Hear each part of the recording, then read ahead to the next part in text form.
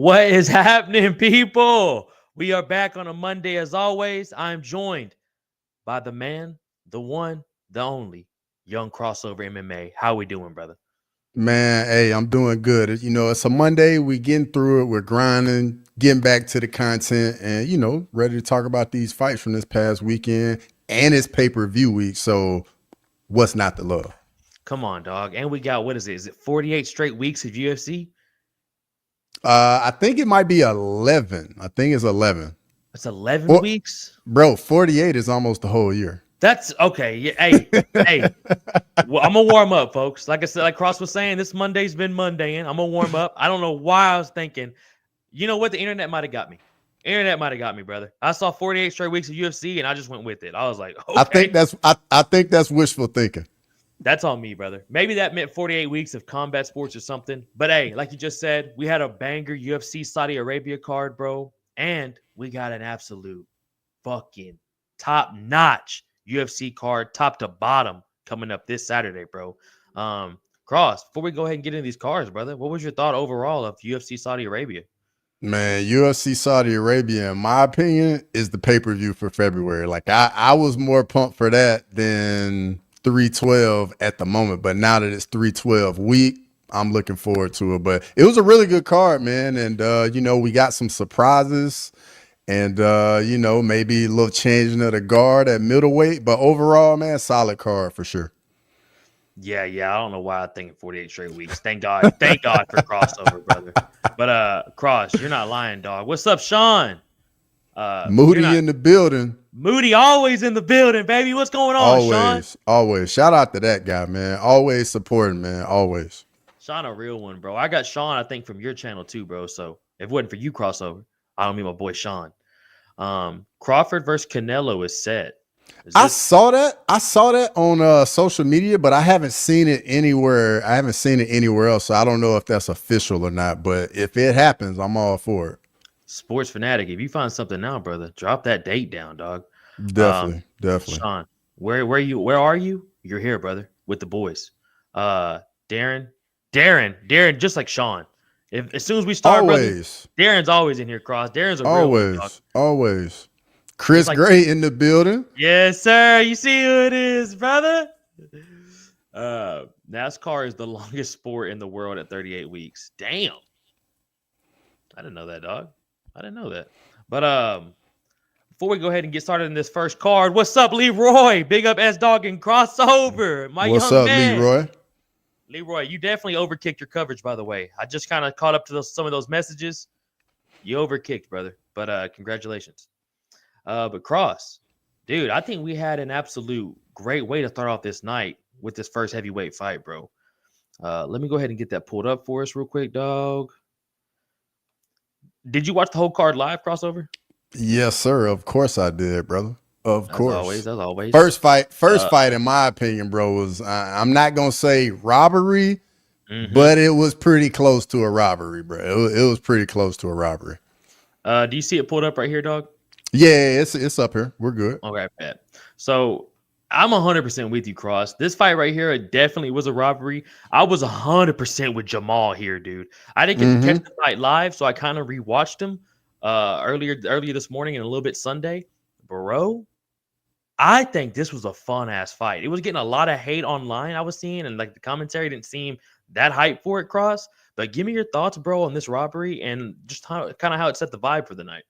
So, I mean, honestly, when the decision got read, man, it was kind of like, is it really going to be one of those nights in the Middle East? Yes, Poets clearly won round 2 and round 3. The guy, you feel bad for him because I think it was his last fight on his UFC contract. So now I don't really know what type of situation that's going to leave him in. And you never want to see, guys get robbed like that. But yeah, I felt bad for Pose, man. The guy definitely won the fight, in my opinion. Real quick, bro, before we continue on that, my man says they're targeting September 13th, which is weird because you figured it would be May. That is a good point. I think he's talking about Crawford and Canelo. Oh, yeah, I got you. Yeah. But yeah, bro, back to that. I'm 100% with you on that, bro. I'll tell you what, though, about Pogues, dude. I didn't expect either of these dudes to have that type of cardio, bro, to go 3 rounds. And honestly, like, they kept it pretty active. Yeah, I mean, Pogues, I felt like Pogues controlled the action, honestly. Like, he was moving around, using that jab, keeping it in Hamdi's face. And Hamdi, in my opinion, the first round, he was a bit more active. But then in rounds 2 and 3, it looked like he was just taking pictures and he wasn't really doing much, in my opinion. Um, Kick him in the head says he was robbed of a dog. Yeah. Damn. I I went with Pogues too in that fight. Yeah. Don't give the judges rope in Middle East. Yeah, 100%, Leroy. And that's why I was telling, I kind of feel bad. Well, eventually, we're going to have the man Ola pop in the show here too, folks, the leader of the Fight Week show. But that's why I feel so bad about telling him to pick Saeed. Because I just figured, bro, like if it all goes to decisions, we're good to go. But when we get into that fight, brother, we'll talk more about how you called that. You 100% called that. I did not think that Oliveira was going to have that dog in him to get that job done, man. Yeah, I'm not gonna lie. After that first decision, I was like, "Oh yeah, if you picking against any fighter in the Middle East and it goes to the scorecards, you're in trouble." Darren says, "Did you boys notice that they used the old gloves until the last two fights and the new old gloves, or am I going mad?" I didn't I'm gonna notice be that, honest. I'm gonna be honest. That question just confused the hell out Thank you, of me. Cross. I was just gonna let it roll through. I was like, I know I'm tripping. I thought they went back to the old gloves after like the Macau card like a few months ago, and I thought they were just sticking with those. But I don't know. I haven't seen anything about it. But I mean, you never really know. They could be going back to whatever gloves, and we wouldn't freaking know if they didn't put it in the news. Bro, very true. And I'll be real with you, Cross. I missed the gold gloves, dog. I'm not gonna lie to you. I missed seeing that for the championship fights, man. It was a cool little element they added, dog. Well, you only gotta wait like 6 days. Oh, I thought they was done with that. I thought they weren't coming back with those. Nah, we'll get them on Saturday. Oh, thank God, bro. Another thing we're gonna get Saturday, bro, is finishes, which is what we have with this next fight, dog. Bogdan Grayo versus Lucas Alexander. Dog, this dude, Bogdan crossover. I don't know if you remember him from hey man, I see you laughing over there, dude. I see you laughing. Bro, you know I love it when you pronounce the name. Come on, dog. Come on, dog. But bro, do you remember this dude from Dana White Contender Series this year and that absolute war he was in, bro? I do, and both guys got contracts. Like we all remember those fights where the winner and the loser from Contender Series get an invite. That's the absolute best scraps we get on Contender Series. But in this fight with Lucas Alexander was piecing him up in the first round. I mean, piecing him up with that long jab, kept it right in Bogdan's face. And then even when they had some grappling exchanges, man, like Lucas looked like the better grappler as well. And shout out to Bogdan. The man faced so much adversity in the first round. And in the second round, he caught that kick, landed the overhand, and then got him down, jumped on top of him, went right in the mount, and just got the finish, man. It like showed some real grit in that fight. Quick too, bro. Right into the second round. Was playing no fucking games, Cross. Definitely. And what I noticed about Bogdan too is, bro, that dude's boxing is nasty, dude. The way he was getting in on that long ass arm, like the long ass reach he was trying to keep him up with Alexander, that dude's boxing is nasty, bro. And I can't wait to see what this dude does more, man, in the UFC. Yeah, I'm looking forward to it for sure. But to be fair though, hey, Lucas Alexander was looking good until he wasn't. So I mean, he's a young cat, and I don't think that's a guy we should write off either. Yeah, bro, 100%. Darren was saying, looks like new gloves until the last two fights, then old ones again. Darren, I'll be real honest with you, brother. I didn't really notice too much of that, especially when we're doing these watch-alongs, Darren. It's kind of hard to even pay attention to much, you know what I'm saying? We're just chopping it up. Every once in a while, your boys would catch up and see something crazy. Like when I rewatched Shara versus MVP, dog, a lot more action in that than I thought when we did the watch-along, bro. Yeah. And the crowd chanting MVP, because, we can't hear the sound, too. So, like, just the audio, bro, like the fact we get to hear them in the corner, it's a way different viewing point of view, bro, than sitting here totally with the boys. And, gotta stay active with the chat, too. Big appreciative when it stays in the chat. But, Cross, if you don't got any more thoughts on that, brother, there's a women's fight I'm actually pretty excited to get into. Let's go. Let's do it. Here we go. I got this. We got Jasmine Yadazicech versus Myra Bueno Silva, folks. If you know S Dog's MMA talks, you know we are not the biggest fans of women MMA. All right. It is what it is, you know. S Dog's got to keep it real, and I'm not gonna lie. But I can't lie to y'all about this. This was a pretty good fight. I was gonna say an absolute scrap. This is a pretty good fight, dude. The boxing from Bueno Silva to the body cross, the way Jasmine was implementing the grappling, the way Jasmine stood on her feet too with Bueno Silva was impressive. So I'm not gonna lie to you, brother. This was a lot better than I thought it was gonna be, and I'm ready to hear your thoughts on it. Man, first and foremost, man, Jasmine Jazz the Vicious is a dog, bro. Like, how can you Bro, not like her fighting style? Like, she just comes to fight, regardless if you're gonna beat her, like you got to go out and actually beat her. And she's all about the action, and isn't afraid to eat some punches to give her own. And she's the face of Canada MMA these days. hey, some say the female GSP, brother. Yeah, I saw that little clip when they were like talking after the fight. I thought that was pretty cool. The Canadian Bulldog. I like that. Facts. Hey, Facts. hey, I like that, brother. I like Mm-hmm. that, brother. But what's going on in MMA anomaly, brother? Pew, pew, pew, pew. That's what we Nominally do in over the here, dog. building. Give you your own little air horns over here, son. She SP. Mm-hmm. Bro, do you like just come up with this stuff like on off the top of the dome nominally? Like that's pretty good, dog. I She gotta give it to you. That's pretty good. Cross. As I said it, I was like, she SP, and then it hit me. I was like, Mm-hmm. that's fucking clean. Mm-hmm. I ain't gonna lie. It's either she SP or the Canadian Bulldog, brother. Um, Chris says she's coming for that belt, man. And I ain't gonna lie to Definitely, you, bro. Chris. I can see it. Yeah, I think that's like what her fourth win in a row. Like she's on a roll, bro, for real. And that flyweight, man, that division, I think flyweight is probably the best division in women's MMA currently. If you just look at how deep it is, and she's trying to become a title challenger. It's interesting too, bro, with Bueno Silva Cross, because she was like one of these bitches that we thought was gonna be like the next Amanda Nunes, or maybe I did at least. Because the way she came out, man, against Holly Holmes, the way she was sparking bitches, Cross, I thought she was gonna come up and just keep like just delivering nasty knockouts. But it's kind of went downhill, dude. And I want to know in your mind, what do you think next for Bueno Silva? So I mean, I don't know if you know, but she was coming down from bantamweight for this fight at Yeah. flyweight. So it was her first fight at flyweight. Yes. Bueno Silva for me, I mean, she's just so wild, and I mean the technique isn't really there, and I think she's got to clean up some of those things. Definitely, you can tell like she is a fighter, and she's not afraid of the action. She's not afraid to mix it up, but I think there's some things she definitely needs to clean up in her game for sure. Yeah, bro. I'm not gonna lie to you, dude. She looks good at flyweight though. Like at bantamweight, she looked a little thick. Like, but muscle mass wise, she could handle with those bitches, and she was knocking people out, bro. Which was what kind of got her name and kind of got into the scene. But honestly, I'm excited for what she does at flyweight. They just put her up against a dog, against Jasmine up there, bro. It's like, what else Mm-hmm. are you gonna do up there, man? Jasmine can box with you, and her grappling, like everyone's saying, she SP, brother. She's dominant with that grappling, bro. Um, CSP, I like that. I like I that a love lot. I love CSP, man. Mm-hmm. I love it, man. Cross, another fight I gotta get to right here, man.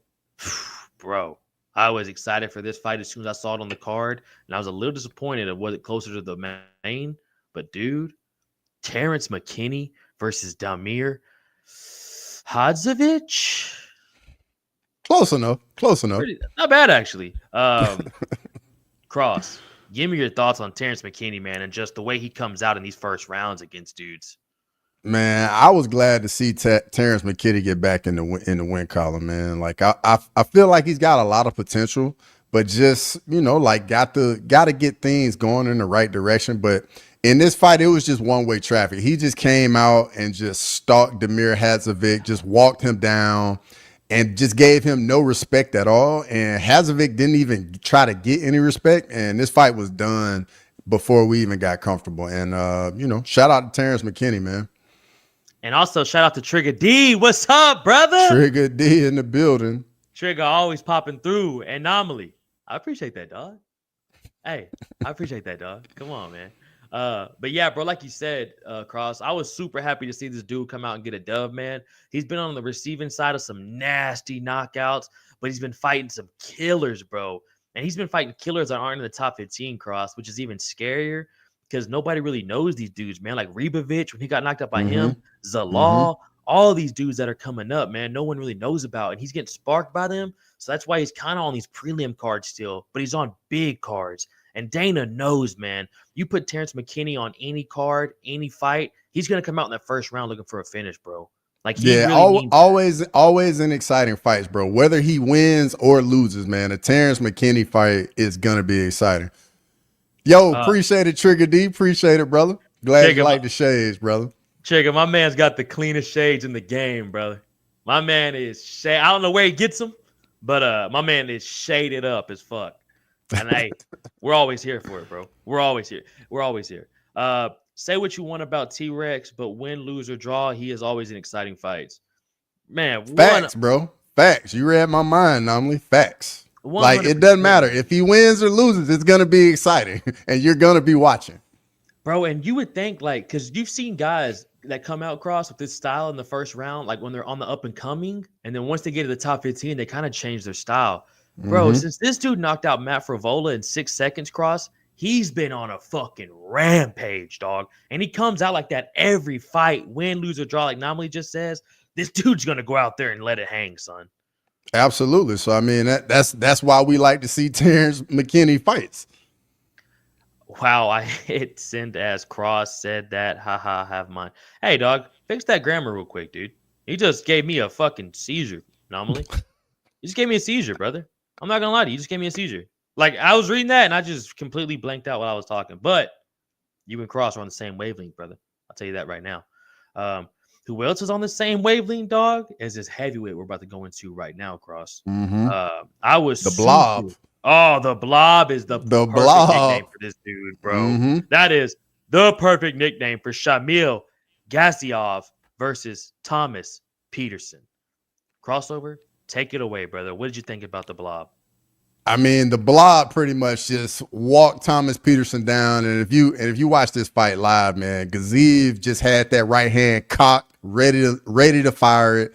And literally every time he threw it, he landed on the chin. And I was like, it's just a matter of time before he gets Peterson out of there with a right hand. And then I think it only took him like 3 minutes, landed that big right hand. It was a walk-off KO, man. Like that's pretty much what any fighter would want. Go in there, take about 2-3 minutes, knock your opponent out, collect your check, and go home.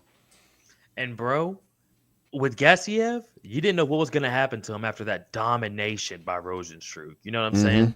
He got pieced up, Cross. I mean, that shit was bad. Mark Goddard had to ask the corner to do the right thing. You know what I'm saying? It was a bad ass whooping. But bro, Gassiev's a fun ass heavyweight to have in the UFC, man. He's just one of these Russian dudes that you think's going to be a grappler, and he just comes out there, bro, and just throws those hands, dog. And for the most part, Cross, he's in pretty exciting fights. Bro, I don't know. Tom Aspinall might need to watch out for Shamil the Blob. I'm joking. I'm joking, of course. I'm joking. Yeah. This version of Goatsy would smoke every heavyweight on that card. Absolutely, bro. The Blob, man. Just eat body shots. Just eat them. Body shots, dude. And walks through shit. Even against Rosenstruck, all the shots he got hit with, he never got dropped, Cross. And corner stopped the fight for him. So, I mean, he's a dog, but and I didn't know this, Cross. He's 15-1, dude. Yeah. Yeah. He's a dog. What's going on, Andrew? Good to see you in here, brother. What's up, brother? Andrew the man, son. Word on the street is Jones is going back to 205. Yeah, man. He saw Gaziv, man. Wanted no parts of Gaziv, man. Hey. Sometimes when you look as good as Gassiev, dog, motherfuckers don't want that smoke. Word on the street is Tom Aspinall might be going down to 205. You know what I'm saying? Facts, bro. Facts. You know what I'm saying? I'm excited for Gassiev, dude. I think, hey, Cross, give me your honest opinion here. Gassiev, Derek Lewis. What do you think about that? Matter of fact, that was the exact person I picked that he should fight next in my little recap video I dropped. Bro, exact person I named. Bro, and I have not, because you just dropped that one today, huh? I have not watched it yet, bro. I did see you put that out there. That is fucking insane. By the way, folks, if you're not following this, man, What the fuck are you doing? Crossover MMA, baby boys and girls. This man's got fuego over there. But dude, I cannot wait until we get off and kind of see what your overall prediction was on that too, or your overall recap. I mean, I think that's the match, Cross. I think that's the match. Absolutely. That's a fun ass fight, dude. Because think about it, Derek Lewis serves as like the gatekeeper at heavyweight. Like if you can get past Derek Lewis, you can get in like the upper echelon, possibly getting the title picture. But if you can't, you pretty much on the outside looking in the club, pretty much. Hey, you window shopping, brother, as 50 Cent once said. You know what I'm saying? And Trigger, 100% for this fight, Trigger, 3 rounds is all we need, bro. Yep. That's all we need, big dog. I don't see that fight going past 2 rounds, to be honest with you. Oh man. And there's a bunch of other fights we can name for him, bro. What's my boy talking about right here? Shamil unfortunately does bad things to Lewis. Whoa, Nomily. Whoa. Chill out over there, bro. Bad things is crazy, bro. I mean, D. Lou? Maybe he does bad things against Tua Taivasa. You know what I'm saying? If him and Tua fought, maybe he would do bad things to Tua. But come on, dog. Not D-Lou. What are your thoughts on that, Cross? I see you smiling over there, brother. I mean, personally, I would love to see that matchup because, I mean, Derek Lewis going up against another big striker is going to stand right in front of him. Bro, somebody get knocked out, and I'm here for it. Like, I want it 100%. That is true, bro. It's like when Derek fought Tua or when Derek fought Sergey. You knew, like, someone's going to die. Yep. Somebody's getting out of there. Yeah. Thank you, Andrew. Whoa, bro. Look crazy. I say that as a Lewis fan. Hey, dog. It didn't seem like it, though. No disrespect. But, hey, dog. It seemed like there was a lot of respect or a lot of disrespect there. Shamil takes Lewis down to the ground and pound. I don't think so, Sean. But then D. Lewis just going to stand straight up, bro. Come on, baby. You know he just That's all he going to do. That's all you got to do over here is just get the fuck up. That's all Derek Lewis going to do. Like, nah, I'm not going to be down here. I'm just going to stand up with a 250-pound man on my back. and Andrew, we've been seeing that everywhere, dog. I'm pretty sure Cross already knows about this. That's the wildest trade I've ever seen, Cross. We're sticking to MMA, but man, Luka to the Lakers for Anthony Davis, bro. And 1 first-round draft pick? That was wild, too. And he's only 25 years old, 5-time MVP, first team. Fucking crazy. Dropping 34 average? Fuck out of here. What's up, Lazy? Pound that like button like Olin is pounding Lewis right now. Facts. I love it, Lazy. I love it. Yo, shout out to Lazy Bed, man. Always supporting, always in the streams, man. Shout out to Lazy, man. It's a good dude right there. Hey, Lazy would come in and drop some shit like that, bro. You know what I'm saying? Just come in and hit you with a fucking left hook. Andrew, what's up, dog? Lewis gonna just stand and bang. Hey, dog, you know what it is, Trigger.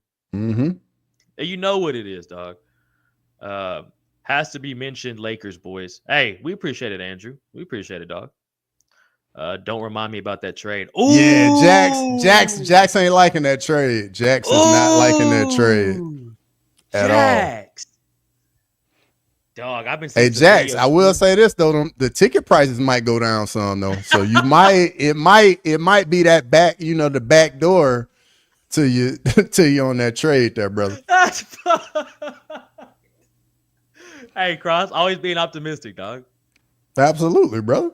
Hey, have you been seeing the videos of that one diehard Dallas fan with the Luka jersey behind him, like wearing it backwards? Yeah, I did see that. That's Jax right now, dog. That's Jax right now, dog. And I did see Fox go to the Spurs. I think that's gonna be problems. Him and Wemby is gonna be problems. That is fucking wild, bro. Hopefully LA trades Bronny. For Jokic, that's wild. That's wild. Oh, yeah, Sean, like my boy Cross just said, Fox to the Spurs is wild, bro. Yeah, they're going to be a problem for a long time. Like a decade probably. I'm working on a whole video about this shitty weekend, Luka and Izzy. I know, Jax. Yeah, that's tough. That's tough. By the way, folks, making the walk, hit that like and subscribe button for my man, too. This man is crazy with the edits. And I was on the show last week as well as this man right here. So y'all go ahead and give my man Jax a like and subscribe while he's in the chat. Best voice on YouTube, no Diddy.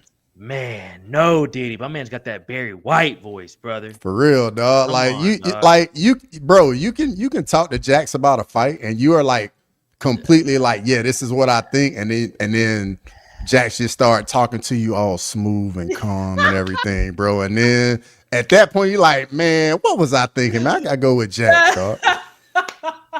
Bro, I don't know how Lala argues with my man. You know what I'm saying? Bro, it's his cheat code. He know It's a what he cheat doing, man. code, He dog. know what he doing. Hey, and he's like this. He's like this, Cross. He's laid back too. Yeah, But he's like, yeah, I don't bro. know. I don't know, brother. I think the way Izzy's been looking lately is not gonna turn out great for him. And you're like, Mm-hmm. yeah, bro, Izzy is gonna get knocked the fuck out, isn't he? You know what I'm saying? Like he got that mic or something. Or But something, dog. Cross, we're gonna get it back into this fight night, bro, because we had another pretty good little scrap right here as well, dog, to kick off until we got to the main. Muhammad Muhammad Namov. Hang on. Muhammad Naimov versus. Yep, there you go. There we go, dog. Versus Kai Ofli. There you go. We'll take it. We'll take it. Damn, Cross, take this over from me, bro. We probably just lost 94 viewers right there, bro. Just take this I over. mean, for me in this fight, man, Naimov coming in, like I went with him, it's a big favorite, almost a 4-1 favorite. And awfully, I mean, it pretty much looked like it from the start of the fight for me. Naimov just controlled the entire fight. And I don't even really think there was ever really any threat to Naimov that entire fight. He just controlled where the fight went, the pace, he dictated everything. Yeah, normally I should have gave him that one. Part of me was like, I should just toss this over to Cross. There's no need for me to sit here and just fucking give everyone a seizure. But bro, really not too much to talk about in this one, man. It was a unanimous decision, Cross. It was straight domination, bro. Just the way that he just controlled that whole octagon, man. Hopefully he just has a lot to work on, bro. And bro, if they're in Saudi Arabia and you see a Saudi Arabian fighter on there, if that thing goes to decision, come on, man. You know what it is, brother. You know what it is, brother. Thank you guys for streaming night right now. Really needed it. Close. What's up, dog? Yo, that's what we're here for, brother. Glad you here. It's another guy always in the chat, man. Shout out to you, brother. Shout out to you. Hey, huge shout out, Close, dog. We glad you here, dog. And I'll tell you, bro, we needed this more than you knew. I got on here when I was talking to Cross earlier, and I was like, bro, this Monday's been Mondaying. But you know what? We're here with the boys. We're here with the chat. We're chopping MMA. Can't get any better, you know what I'm saying? So glad to have you in here too, Close. You're the man, dog. Smash that like button like Imavov smashed Ofli. Hey, Trigger. Facts. Come on, dog. 312 is trash. Andrew, way to bring the vibes down, brother. Damn, dog. I mean, he's not entirely wrong. I was just about to say, Cross. But here's the thing, Andrew. I can't disagree with you, bro. The only thing keeping that card together, dude, is the last 3 fights on that card, Cross. That's the real thing keeping that card together.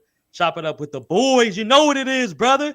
Also, another homie in here, too. My boy DJ Aries, the God. What's up, fool? Good to have you in here, brother. DJ, you're the man, dog. And if you're not already, make sure you subscribe to my boy Crossover MMA, brother. Glad to have you in here, big dog. Andrew, you always come in with the facts, man. Cross.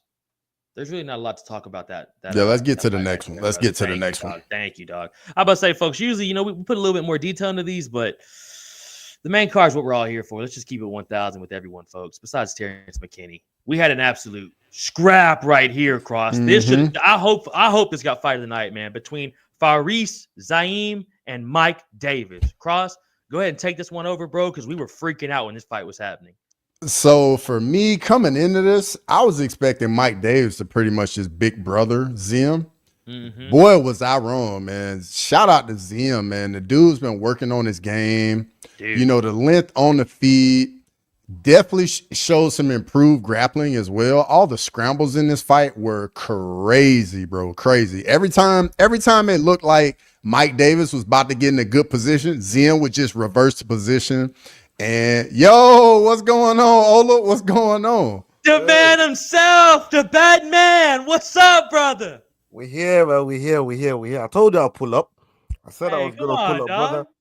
You know what I mean? We're here. How you doing, Cross? I'm good, brother. It's good to see you. What you saying, my boy?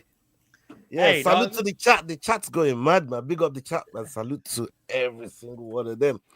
And you was about to talk about my dog of the week. Please speak on it. Speak on it. So I will say, hey, good call to you, Ola. Great, phenomenal call, ZM, bro. Like the man has been on a little bit of a run right here, and I think he's trying to make a little push at lightweight. I mean, it's about time we start replenishing some of these divisions, just like at middleweight, which we'll get to a little later, lightweight, and it's good to see the next generation of fighters come up and guys making improvements and just getting better overall. But this fight was phenomenal. Like everybody loved this fight. Bro, I think all that clip during this fight was happening, Cross, when he got him in the calf slicer. Bro, Mm-hmm. for 3 minutes and a half, none of us were saying anything. It was just At all. ooh, Yeah, it's fuck. like we all were screaming at the TV, bro, for real. It was insane. And Ola, you came in perfect timing, dog. We just got through these prelims, brother, and we're here for that main card shit, dog. We're here for these these scraps, brother. Bro, the main card was that was it, you know what I mean? But this fight right here with Bro. with Fares here, I mean Fares keeps showing us why he is gonna be a problem in the division, and there's nowhere you want to take the fight that he's not ready for. And you could see that in that fight there. You I mean, you had a proper confidence in Mike Davis, you know what I mean, going into the fight, and he brought the fight. He brought the fight to Fares. He didn't make it easy for him. He fought well on the ground, but there's just something about Fares. He dug deep, man, and that takedown where he picked him up and just walked him across the octagon and slammed him. I was like, that's my dog. That's my dog. That's my dog. You know, yo, that was a good fight. Yo, this comment right here, man. Right here, bro. Bro, when I saw this in the first round, bro, I was like, what is going on? Why is he pulling guard in the first round? Like, I was like, what is going on? But yeah, close. I'm right there with you, brother. Like, I was dumbfounded for real. Hey, dog, he didn't learn from Crone Gracie or what? Or something. Come on, bro. They didn't learn from the Bueno Silva fight. Like even the coaches were telling her, and we said it in the prediction show. Like she's repetitive. She's repetitive with it. Even the coaches were telling her, like, "Yo, stop going for the gilly. Like, try and stand up and fucking throw some hands." She wouldn't do that, you know. Yeah, man. Big up Trigger. Bro, he's spot on, bro. 100%. Yeah. Another thing he's spot on about two boys is this right here. Ziem's probably got a backward kneecap today after those calf slicer attempts. Oh yeah. Oh, that's gonna hurt. He's gonna be hurting. He's gonna be hurting for a few. And I mean, bro, like they was rolling around and he was in a calf slicer and they was just I'm like, what is going on? Like, bro, how is he not tapping? That was Pantoja type scrambling. I was saying down there, bro. Yes, Ola. No joke. Seriously, man. That was high level. We kept saying on the stream, like, this is high level stuff that we're seeing right here in front of our eyes. You know? What do you think about this too, man? Davis has had a lot of injuries, and that layoff kind of fucked him going up against a young lion like Zaim. Yeah, I think I saw someone saying Davis was injured going into the fight, and I mean, if so, the way he fought and the way he scrambled, man, respect to him for taking the fight. But yeah, that fight was phenomenal. I know I was on the wrong side of it, but hey, that fight was phenomenal. Pulling guard in the first round is like trading Luke in his prime. Facts. I mean, a lot of fighters. I mean, this is the thing with MMA as well, and it's good that this point is being brought up. It's the involvement in the sport where fighters are now preparing for other fighters pulling guard, what you got to do against it, and the fact that the game has moved on. I mean, there was a while where you'd pull guard and big up Trigger, you pull guard, and if your BJJ is that good, you get the cinch. You cinch a seam, I mean a limb, and before you know it, the fight's done. But the sport is evolved right now. Take down defensive strikers that don't even like to go fighting on the ground. The takedown, as we could see, we'll go talk about it later. We've seen so many strikers coming with very, very good takedown defense. They're not necessarily looking to fight you on the ground, But if it does go there, they have that know-how to try and get back up without really engaging on the ground with a grappler. So, and that's the beautiful thing about the sport as it's evolving in front of our eyes. And yeah, you can't go around trying to pull guard on people in the first place. And they dry. Like, come on, bro, what you doing? That's You huge. know what I mean? Crazy.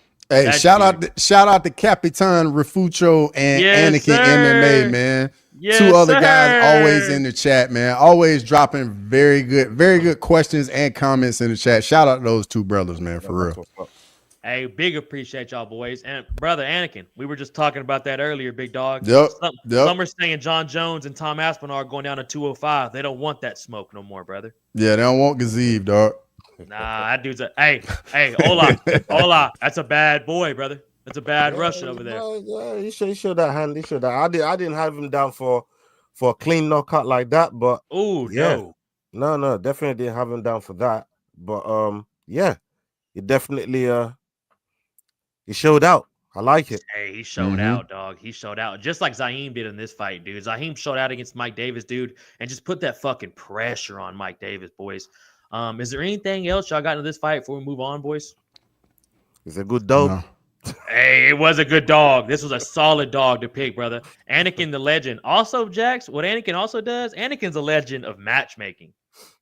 Bro, Facts. Bro, Facts. you already know, Cross. He'll drop some matchups right here that are like, what the fuck, bro? I got a matchup for ZM. I went over my video. I said I wanted to see ZM against Jalen Turner.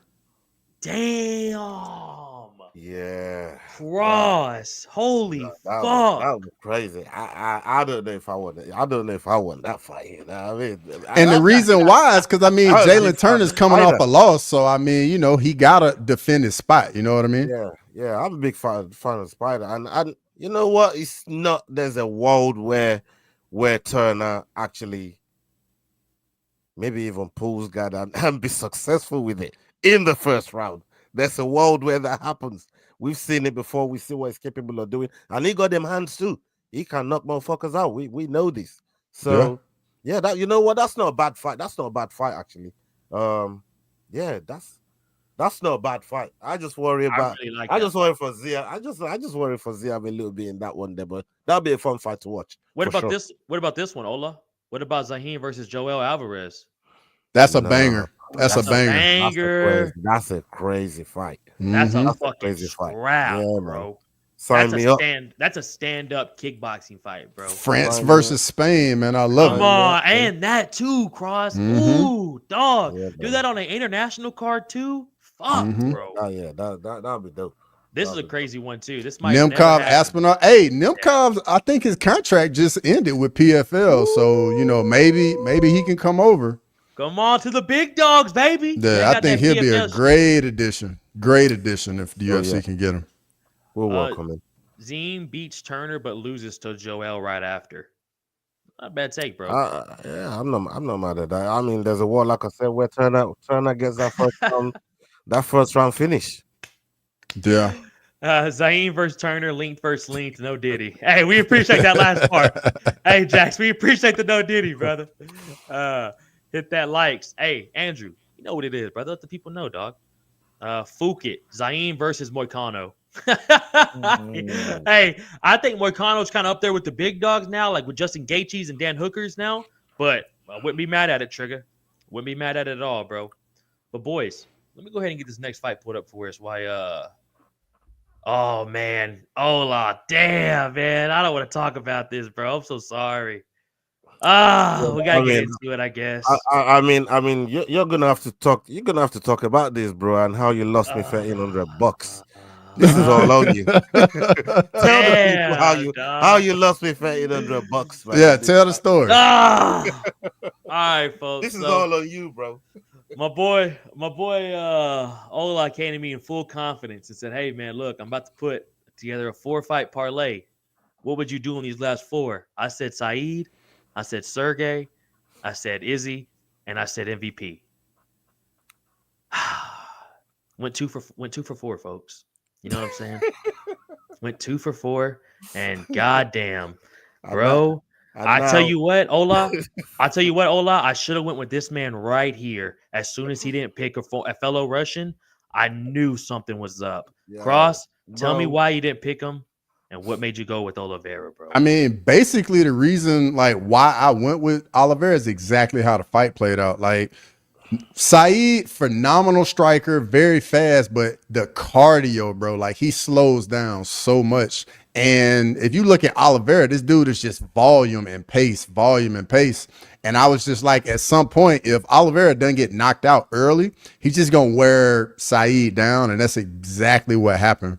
And then, when it got to what Biggie Boy got cut, I know. that's You see that? wild. Y'all see that? McDane just That's posted that what? Biggie Boy got cut. Shit. Bro, that's No. crazy, dog. Wow. No way, bro. PFL, pick him up. Hey, bare knuckle. Nah, he need to go to karate combat. That's where he need to go. Oh, bro. Hey, Hey, versus Despain too. Despain versus Boy in Karate Combat Heavyweight Championship. Damn, they cut him. Jax. That's crazy. That's crazy. I was just saying in the last on the prediction show that I felt sorry for him, especially the type of matchups he's had. Bro, Right? that's terrible, dog. How light that division is, he definitely should still be there for sure, 100%. You know, I'm sad. Yeah, I'm sad he got caught, man.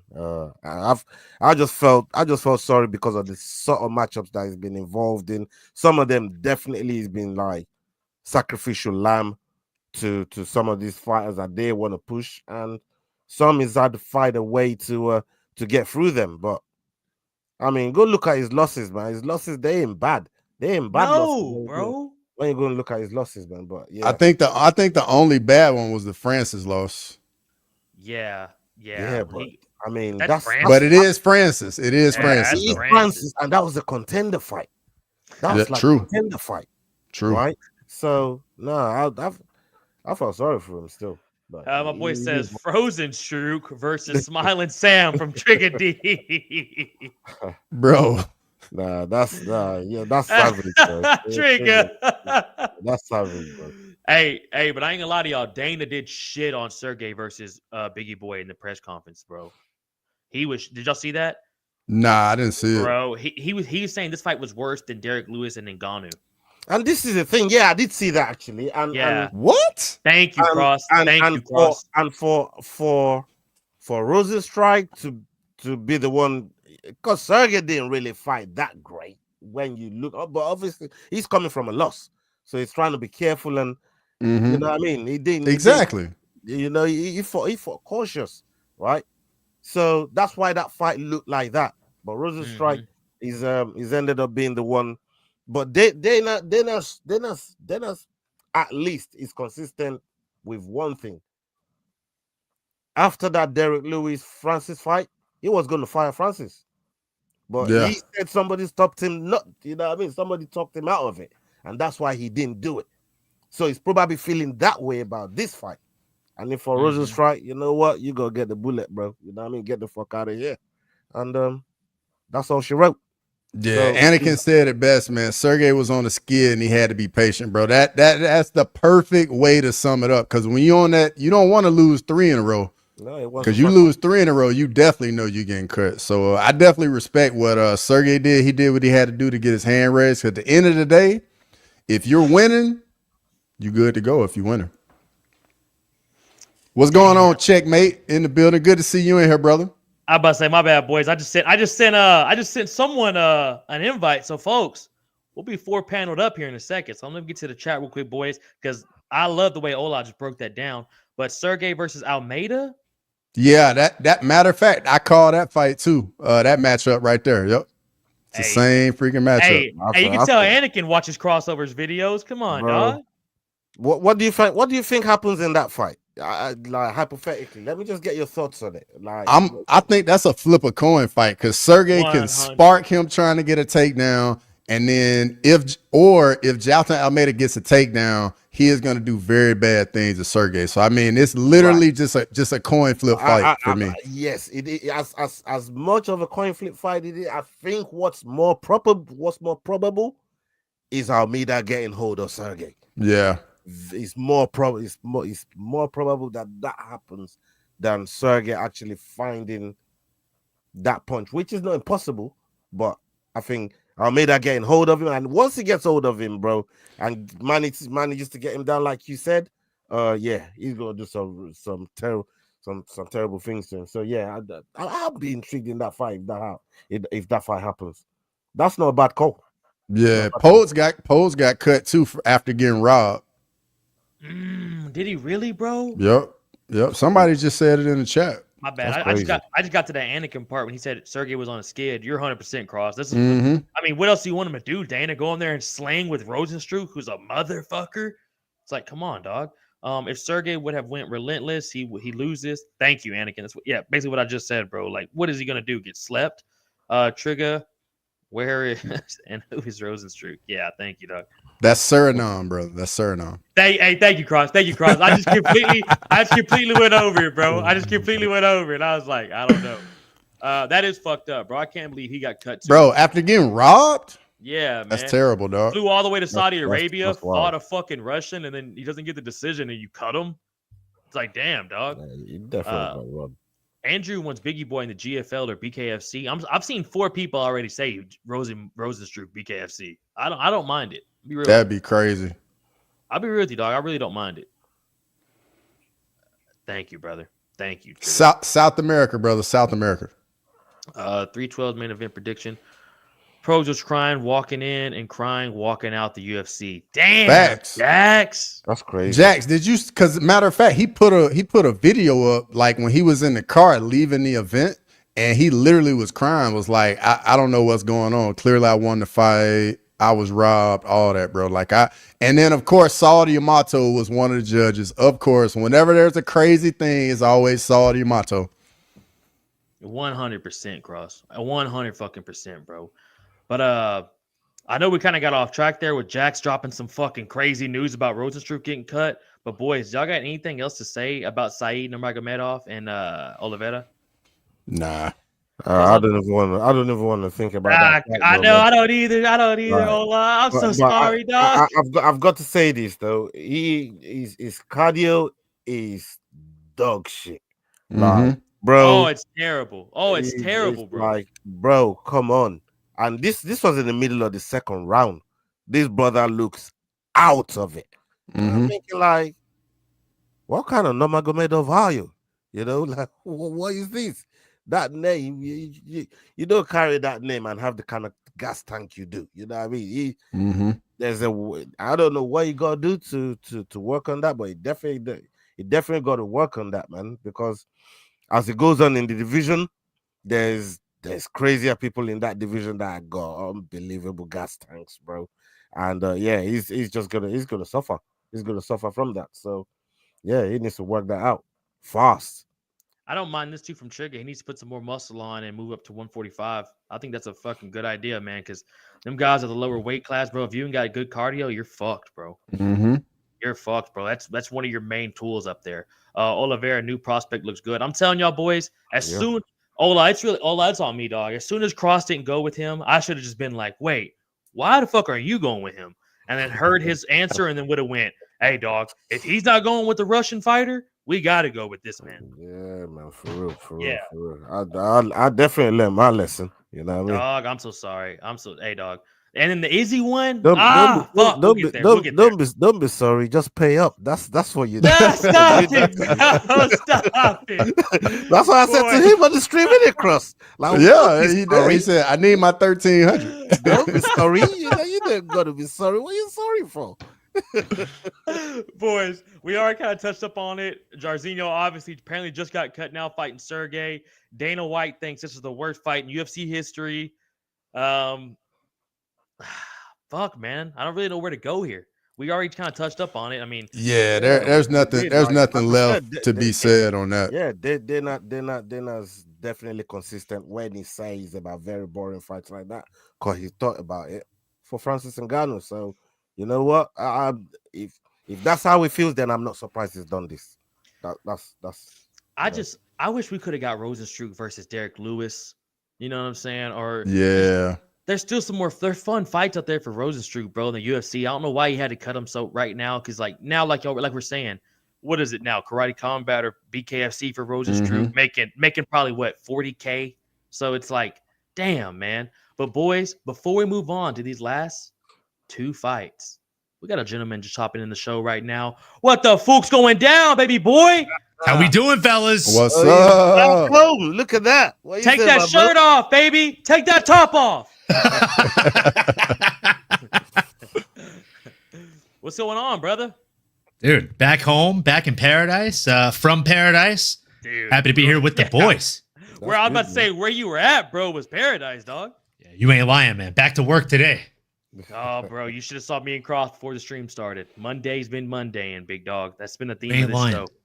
But hey, we're glad to have you in here, brother. We're glad to have you in here. Glad to chop it up with the boys more. And you came in at a perfect time, dog, because we're at the co-main with the Pirate and MVP. Olin, so you just not popped up in here, brother. Give me your thoughts on my boy Michael Venom Page coming out and absolutely dominating the Pirate, brother. Man, I appreciate you giving me the floor first. And I got to say, this went almost picturesque to the way that I thought it was going to go. I thought that the karate point style fighting style of MVP was just going to be stylistically an absolute annoying nightmare for somebody like the Pirate. And it was.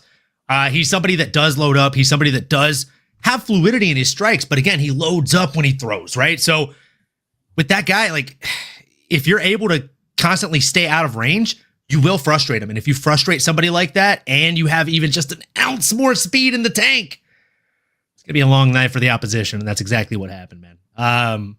But I want to leave a little bit of meat on the bone for you guys. So, Cross, what were your thoughts on this? I know you and me were riding the same bullet there. Yeah, brother, that was my dog of the week, MVP. Like, I felt very good going into this fight. I felt very confident. Like, the speed of MVP, I just thought Shar just wasn't going to be able to get to him, and we just saw that. Like, Shar could not touch MVP, and of course I got to go with my doppelganger. Of course I got to go with MVP. Yeah. I mean, what are we doing? What are we doing? And I mean, like, I just looked at it. Like, if you look at MVP's entire career, the guys, he doesn't get outstruck. Like, yeah, he got knocked out by Douglas Lima, but you're not going to outstrike MVP. And he was going in there against another striker. So I'm like, Shar doesn't have a plan B to use any grappling. Of course I'm going with MVP. Yeah, man. You know what? Shout out to the UK as well. My boy MVP pulled up. You know what I mean? He definitely ran that fight. And like Trigger said there, I made a big point of this in the prediction. That blind side, I said it. And I was saying, look, for somebody that don't see that got that problem with that side of his vision, MVP was always going to attack, and he don't telegraph. And when he don't telegraph, even people with two eyes don't see him striking. Shara was always going to have that problem. And you could see each time MVP was setting them traps, and Shara was just walking right into it and getting smacked in the face. And before he realized the MVP was out of the way. It was crazy. It was fun to watch. And I thought MVP cruised that very, very comfortably. He didn't even look like he'd been in a fight.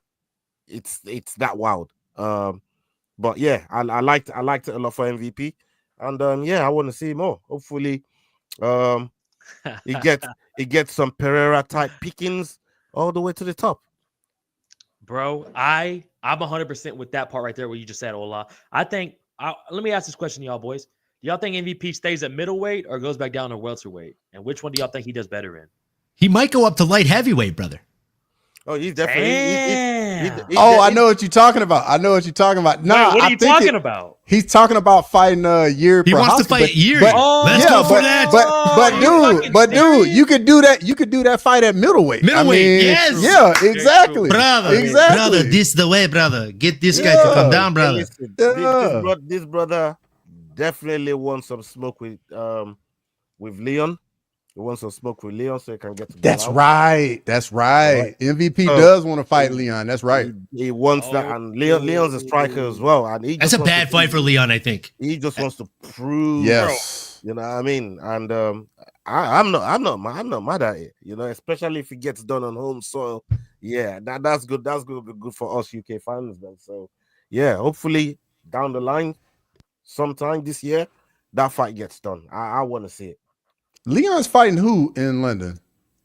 Jack Della Is that Maddalena. JDM? Yeah. Okay. Jackie, Yeah, three yeah. names, baby. Jackie Man, three days, baby. I think MVP need to say like, hey, like I'll be the backup. Like if JDM ain't ready, I can sneak in and boom, Like I that'd said, be he a ain't banger even right look like there. he been in a fight in this one. Exactly. You know what I mean? So you know, Exactly. And he didn't really get hit by Shar for real. He didn't need any full force of not a single strike, bro. It was a masterclass in movement.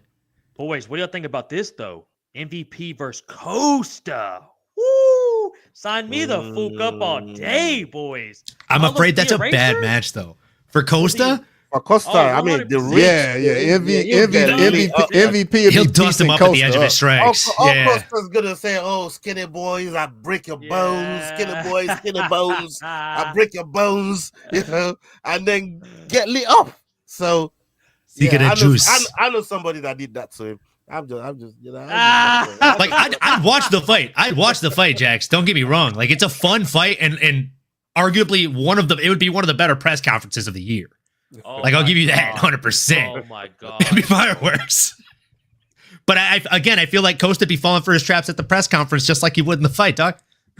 Bro, I don't see how Costa would even be hitting MVP with that short of a reach and with how fast MVP He's gonna need is. a lot of secret juice, bro. He's gonna need a lot of secret juice. Bro, that's Yeah, a problem.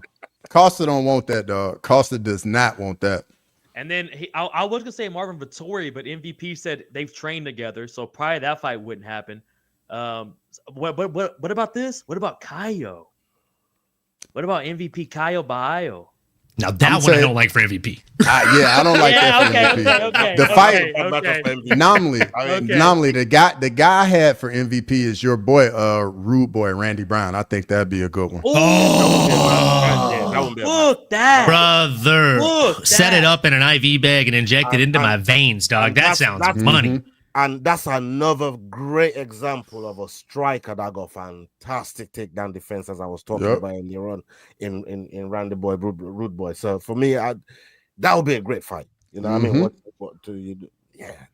And the range management of Rude Boy is very similar to that of MVP. Like the way like they fight very differently. Don't get me wrong. Like stylistically, very different fight styles, but fight IQ wise, they're kind of the same fucking dude. And the way they move in and out. And Olin, Rude Boy's gotten mean. Like he's been fighting a lot more mean lately, dude. That last fight, dude. Oh my God. The first like 2 rounds, his boxing.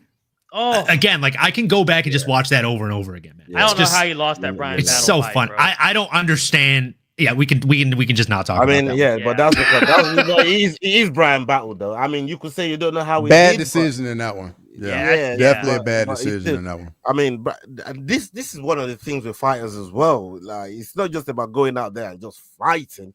You gotta make the fucking judges believe you're winning. You know what I mean? That's a whole different skill set, bro. Like here, you got to add to your repertoire. You know, you gotta make the coaches believe. What's making the work saying here?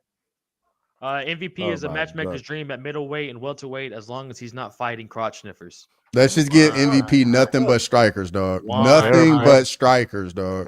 Type pickups, man. You know what I mean? Think about it, boys. They've given him Kevin Holland, Ian Gary, and now Shara Bullet. I mean, Dana knows what he's doing with MVP. Hey, and Ian Gary was getting pieced up on the feet too before he turned into a crotch sniffer. I was gonna say he turned Ian Gary into a Dagestani boy real quick. Come on, boys. They send this Gary guy to Dagestan 3 years and forget. Just forget. I gotta, before we move on past that comment, I feel like we just like moved right past it and it was gold. Ola's, what you said is an absolute fact, man. Like, it is Brian Battle he's fighting, and you have to make the judges believe that you're winning the fight, because you can go out there and lose 25 minutes of a 25-minute fight. But if you're convincing and you're like, oh, let's go, and the other guy isn't moving forward and isn't looking like a barbarian, the judges don't understand that you're losing this fight. They see the bravado. Like, we saw that in the Mayra Bueno Silva fight against Jasmine Jazadavicius, because, like, dude, how, like, I don't know if you listened to the commentary during that fight, but throughout the entirety of that fight, they were like, none of these shots are even phasing Mayra. Like, she's just eating those and moving forward. I don't know if Jasmine's big enough to do any damage. Look at their faces by the end of the fight, bro. Mm-hmm. She was hurting her. She was piecing her up. Crazy. But because Mayra wasn't reacting to them, like there was no tail, it is a skill. Yeah. Like having an actual poker face in fighting, it is a whole different repertoire. It's a cheat code, bro. Yeah, 100%. Before we move on from the MVP talk, boys, there's another one right here. Chris just brought up.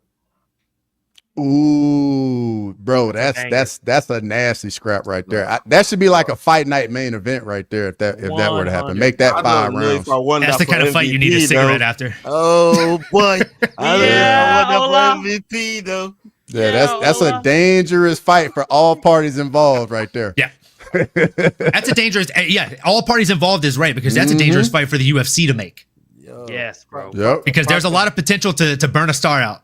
Yeah, I don't think the UFC will make that matchup though. Oh, you got to think about they're losing.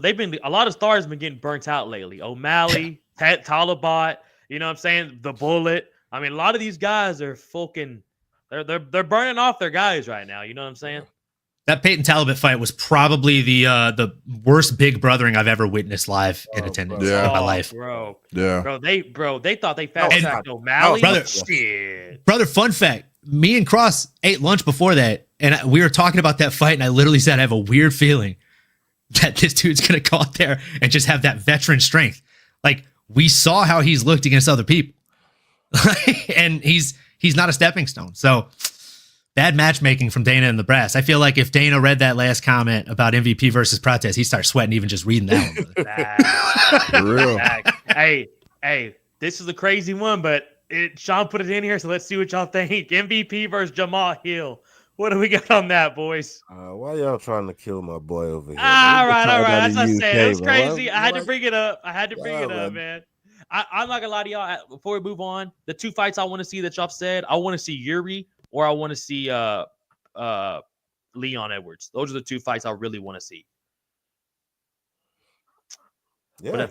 If Jackie 3 Names beats Leon Edwards, I wouldn't hate Jackie Della Maddalena versus MVP. Oh no, bro, because Jackie will get in, bro. Because MVP got them hands, dog. MVP's such a counter striker, bro. Nobody's been coming in on him, Olin. Everyone's like scared to because you never know, bro. Like we said earlier, bro, during the fight, he throws 6-foot flying fucking knees out of nowhere. He really does, He's bro. Fucking right here, and then he just explodes in your shit, and then he bounces up like he's on a springboard for those flying knees, brother.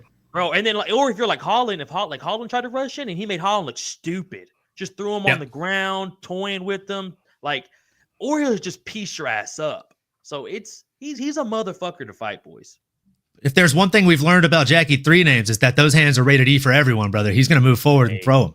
Hey, come on, dog. JDM hurts Leon. Like my boy Leroy just said here, JDM's gonna hurt Leon, boys. That's gonna. I truly think so.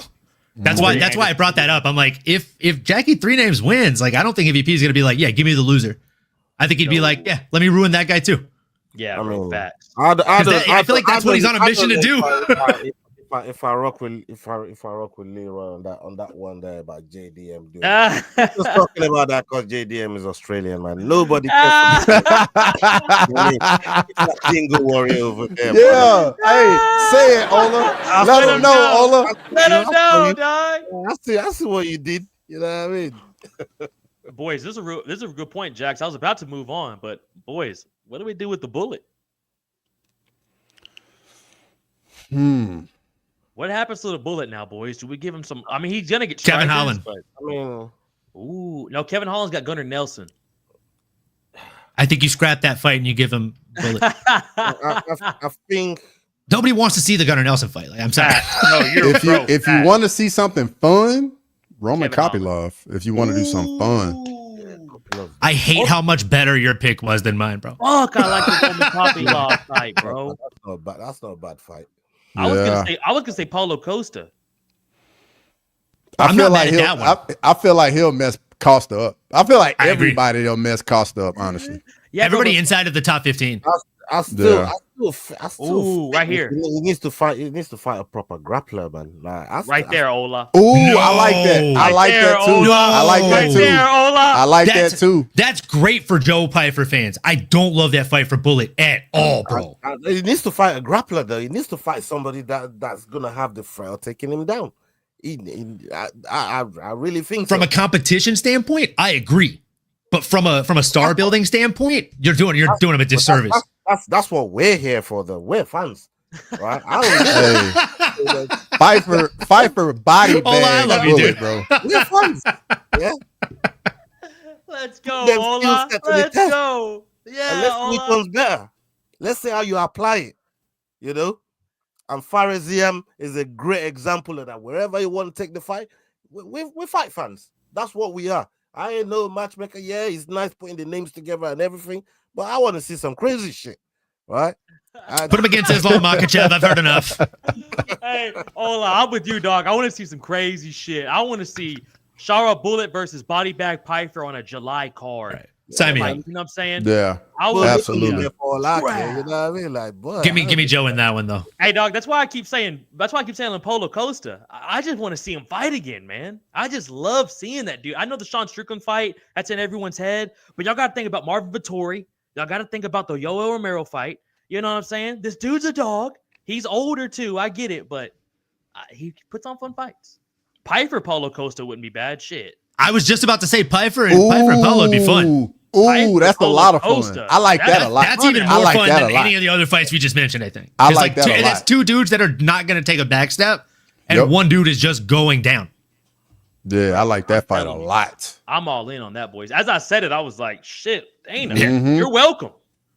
I was like, literally, as soon as you started talking about Costa in that last sentence, I was like, oh, I'm going to wait for him to be done with his statement so I can say that. Yeah, I like Thought that. the same thing, bro. Like, that's a dude, Paulo Costa, that's money. With the reach, man, with the Piper reach there's a lot of problems there for Costa and his T-Rex arms. You know what I mean? He's gonna have problems trying to. That's what I'm talking about. He's gonna have them problems, bro. You know what I mean? He's the Vitor Belfort of these days. He's the new age TRT Rex Bro, with all that secret juice.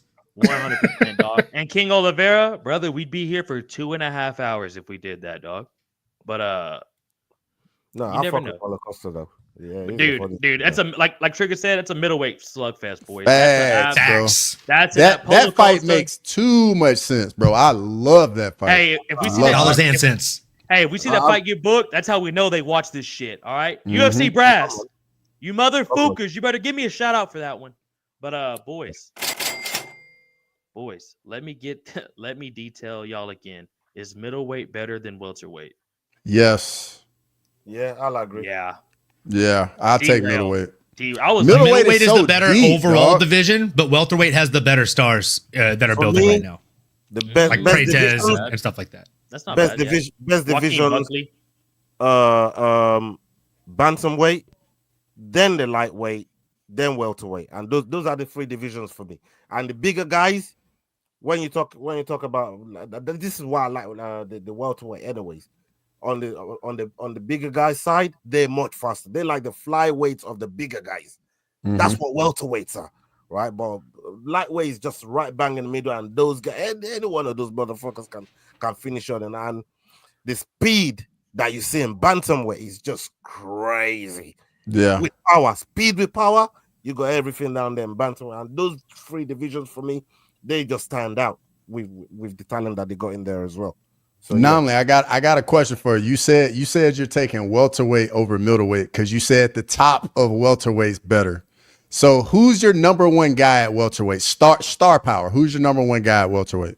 And then I'll name guys at middleweight and let's just see. Shit. I'm curious. Carlos Freitas. a welterweight. He's the number one star power Hamza. player right now. Okay. Okay. Let's see. Hamza. He can't make welterweight, man. He's suffering. No, Yeah, I mean- we're just saying like biggest Yeah, he's- overall like Oh, star in the division. I mean, Joaquin Buckley for sure. Yes, sir. I was gonna say that. I think it's gonna be reset. I mean, when we're talking about big as in a name, I mean, Kobe was pulling in names. I mean, Yeah, he's pulling in that's a good numbers. point. That's a good Kobe point. he does pull in numbers come fight week, and I'd probably say, I mean, it's crazy when you look at it, like division in that. It's not Because that. the top 3 dudes at middleweight are all big. DDP, Strickland, and Hamzat. No. So I think maybe you misunderstood what I said, or maybe I said it weird. I struggled not to go Belal, bro. Don't do that. So look. I'm looking at the top 5 and I'm thinking, bro, any name I mention is gonna be on some bias shit. Shafkat, Ian. So Cross, look, I think middleweight is the better division with more overall stars. Like I can't go star for star with you. I think the bigger stars of the future are in welterweight. The people that will build across the next 5 years, like there might be 10 people to watch for the next 2 years in middleweight, but half those people are going to burn out. I.e., what Ola just said. Kobe will still fill a stadium right now, but that's done in 2 years. Yeah. Preytez's just getting started. The other cats at welterweight, they're just getting started. So, like, for that, it's going to be the builder division. So, like, right now, I agree with you guys wholeheartedly. Middleweight is the better pound-for-pound division. We had Usman, we had Kobe. Like Don Brady, Jack Della Maddalena. Dude, middleweight's bomb. Yeah, I mean, both those are stacked. There were some big names in there, but they've now got to the end of the evolution of kind of like their careers, right? Yeah, exactly. All right. You just have DDP, Strickland, Hamzat, Fluffy. DDP is the biggest future star power of middleweight, in my opinion. Joe Piper. It was looking boring when Easy was starting to lap the division. Now we got new blood. We got new people. The new blood in middleweight. I'm liking it. Middleweight suffered the same way that flyweight did when Demetrius Johnson was the kingpin. Facts. Yep. Like there's something brilliant about having a Khabib in your weight class, having a Demetrius Johnson in your weight class, having a John Jones in your weight class, as much as I hate the guy. Like they are, like we call gatekeepers the people that stop you from getting to the top. But realistically, a gatekeeper is somebody that's at the top that's just too good for anybody to get past them. That's the real definition of a gatekeeper. Oh, serious. DJ was a gatekeeper. Jones is a gatekeeper. And Jones the worst gatekeeper because he could take 3 freaking years off and sit on it. So, like for me, you're absolutely right, Ola. Like the fact that Izzy has started losing fights, it's been the biggest breath of fresh air from middleweight. Everybody loves middleweight now. No, bro, 100%. And Jax, you did your job, brother. You derailed the question, but you know what you did, brother? Gave us 15 minutes of content that I would never thought about. So that's all we appreciate you, dog. That's all. Come on, man. Hey, and that's from crossover examination, brother. Coming soon, folks. Coming soon. But boys, they elevate the rest of the division just like Ronda did at women's 135. Oh, 100%. Because everyone around you has to get better if they want to compete. Yeah. And hey, that's why Izzy needs to be appreciated more than he really deserves, folks. And we'll go ahead and get right into that. We had Israel Adesanya versus Nassim Imavov this past week. Nasruddin. God damn it! I knew I fucked it up. He was so locked in. He was concentrating so hard. He missed half the first word, dog. It's tough to see. That was big tough, bro. Bro, I was trying with so much confidence. I was like, let's just go. It's the last name of the episode. Let's hit it. Trigger, I'm sorry, brother. We're trying. But boys, this is why a guy like Izzy needs to be appreciated more. Let me give y'all a quick 30-second rant before I pass it over to Ola. Boys, if there's no Israel Adesanya, there's no Alex Pereira. All right? Let's get that shit straight right now. If Izzy doesn't come in the UFC and do what he does, they don't give fucking Adesanya, Sean Strickland, Bruno Silva, and some other guy that nobody can remember right now that he did a flying knee to in his UFC debut.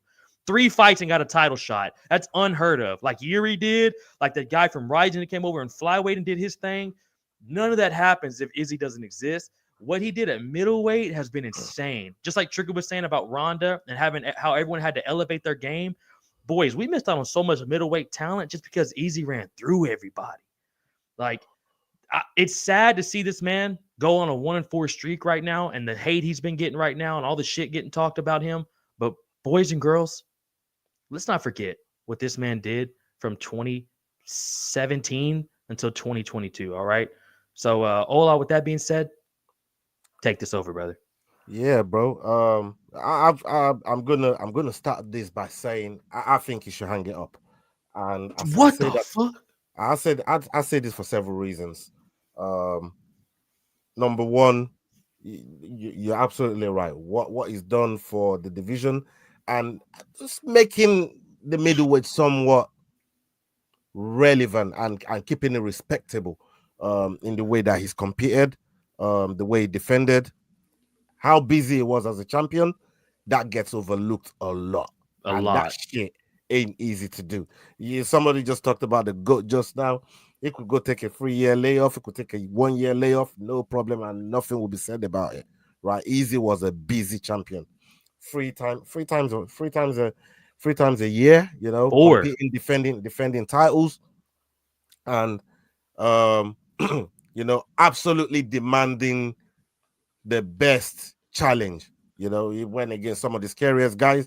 Some of them worked out for him, some didn't. Some was lackluster. Like the Yo Romero fight, calling out Yo Romero when he did. And he probably felt the power and he thought, oh, this ain't for me. I'm going I'll stay at a range from here and I'm gonna point score. But again, that's the skill set to make the judge believe that you were winning that fight, even though that fight had nothing in it. But it still made them believe that he did somewhat better than what Romero did. But some of the other fights that we've seen him in, some of the beefs that he was involved in, we mentioned the Paulo Costa, the press conferences that he gave, the build up to his fight week, it was a spectacle. Some of his entrances, some of the best that I've seen in the UFC, right? So Easy wasn't just a fighter; it was a showman, and I'm talking about him in past tense because I want him to be done with it, right? Maybe whether he does or not, that's a whole different thing. But as he's fan, and from what I've witnessed him do and what's happening to him right now, I don't want to see him go out like this, chasing that swings, because like I said on the stream, not everybody gets that Khabib send off.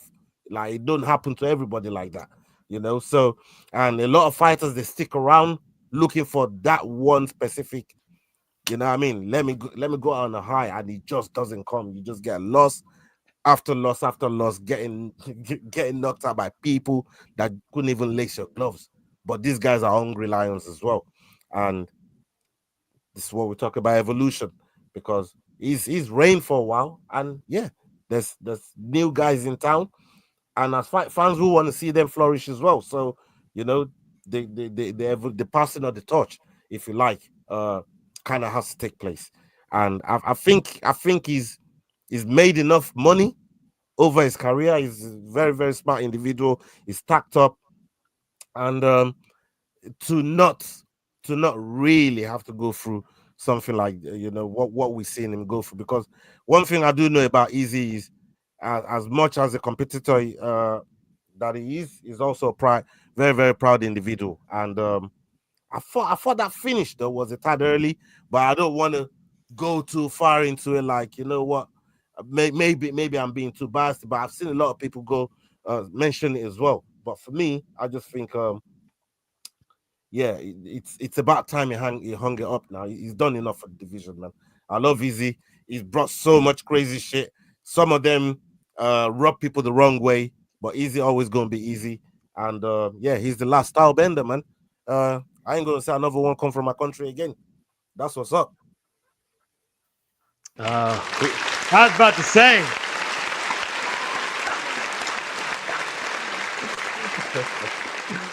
Oh my god! I was about to say, who wants to follow that, boys?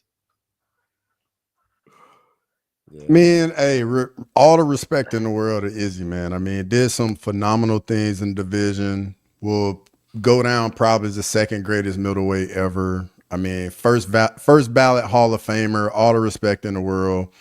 I honestly think Izzy, when he got over the hump and he beat Alex Pereira, I think that was like that took so much out of him, and so much went into preparing for that fight. He probably had to go to a very different place, and then to get that win, that in my opinion was the apex of Izzy's career. And he can't go back to where he went to beat Alex Pereira. He just can't do it mentally and physically. If we think about it, Izzy's still probably the 10 best middleweights on the planet. But guess what? If from where he was, if there's like a 5% reduction from where he was, what does that mean? Now he's getting hit by shots he wouldn't get hit with a year or two ago. Like his footwork could get him just out of range, and his fight style is head movement, footwork, speed, reaction time. And when that slips a little bit, you start getting caught by shots you never got hit with, and that's what we're seeing. So I'm totally with Ola. I don't think there's any more fights left for Izzy, if we're being honest. There's just no fight left for him. And, go out. Hey, you did phenomenal things, major money. You left a legacy that's in stone. Nobody can frown at it. And, just say, hey, I did it. But, Father Time is undefeated. Olden. Man, tough acts to follow for sure. I'm just gonna kind of follow their coattails and not disagree too much. Look, Izzy has done more than enough. It is time, I think, for him to retire. If not retire, maybe go to Karate Combat, dominate over there or something. But I mean, realistically, like to echo what CO's saying here is, even if you degrade by only 5%, that means you're getting caught by shots that yesterday wouldn't catch you, right? And I don't even think it's a physical degradation for Israel Adesanya. I think it's a mental one.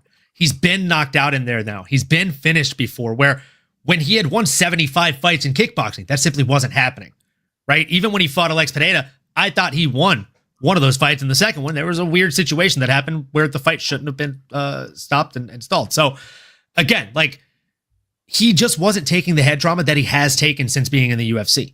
And now that he has, it's taking him almost a second or an eighth of a second to think whether he needs to move his head left, right, back, etc. And that split moment is when you actually eat a shot. And God forbid, a follow-up shot. And those are the ones that hurt the worst. So it is a mental fatigue, right? He said he was going to take 3 years off. That never happened. Probably would have been the best thing for him if it did. But as much as I don't think it would be the best stylistic matchup for him as far as where he is in his career now, and we're talking about him having a little bit of a delay in timing, I disagree with you, Crossover, when you say there's no matches to be made. If I'm the UFC brass and I'm the matchmaker, maybe I'm putting the Stylebender up against MVP. I think that's a fun match for both guys. I mean, either way, it builds one of their star, and either way, one of them's already on the way out. You think they would do it? Because I mean, MVP. I've seen him do dumber things. MVP after his fight said, "I can't even celebrate because Izzy lost." Like I don't think that fight that's something that they would actually do. Oh, sorry. I thought you were saying the UFC brass. Do I think they'd do it? Do I think MVP and Izzy would do it? Honestly, money talks, man. And I think there'd be a lot of money on the table for that one.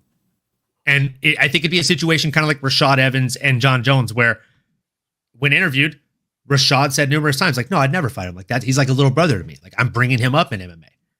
And then John Jones went in an interview, was asked the same question like 3 months later, and he said, oh, yeah, I look up to the guy. I'd love to fight him. And then all of a sudden, contracts were sent. One guy signed. The other one's going to look like a pussy if he doesn't sign.